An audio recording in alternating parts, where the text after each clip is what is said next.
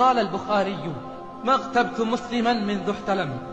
وقال الشافعي: ما حلفت بالله صادقا ولا كاذبا ولو أعلم أن الماء يفسد علي مروءتي ما شربته.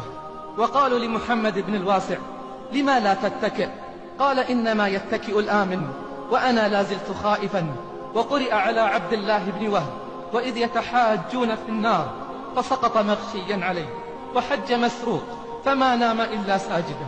وقال أحدهم: ما كذبت منذ علمت أن الكذب يضر أهله. وقال أبو سليمان الداراني: كل يوم أنا أنظر في المرآة هل اسود وجهي من الذنوب؟ هذا حالهم، فكيف حالي وحالك؟ لبسنا الجديد وأكلنا الثريد ونسينا الوعيد وأمنا الأمل البعيد. رحماك يا رب، لماذا تريد الحياة؟ لماذا تعشق العيش إذا لم تدمع عينك من خشية الله جل في علاه؟ إذا لم تمدحه في السحر، إذا لم تزاحم بالركب في حلق الذكر، إذا لم تصم الهواجر وتخفي الصدقة، هل العيش إلا هذا؟ هل العيش والسعادة إلا هذا؟